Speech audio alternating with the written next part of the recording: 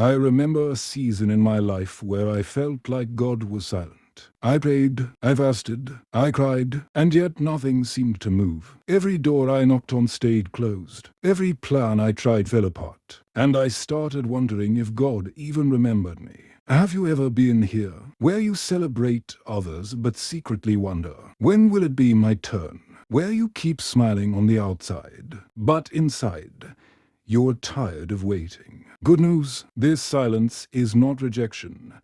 It is preparation. You are not broke. You are chosen. God has not abandoned you. He is preparing you. And here is something He taught me.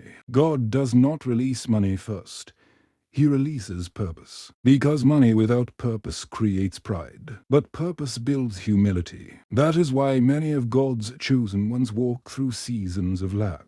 Not as punishment, but as preparation. Abraham was promised nations, but he walked years with no child, wandering in tents before seeing anything fulfilled. Joseph saw visions of greatness, but he was thrown in a pit, sold as a slave, and locked in a prison before ever touching the throne. Moses was called to deliver Israel, yet he spent 40 hidden years in the desert before he held the rod of God.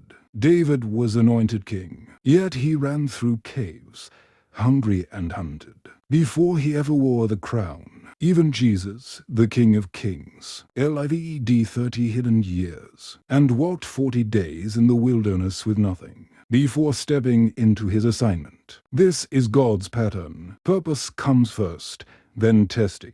Because God wants to form your character before He releases your provision. If He gave you wealth before humility, pride would rise, and you would think you no longer need Him. But when humility comes first, wealth becomes a servant, not a master. Here are 4 signs your waiting is not failure.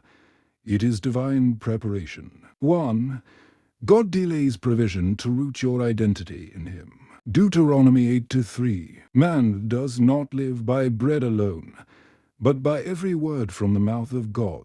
He lets you walk through lack so your identity rests in His presence, not your possessions. 2.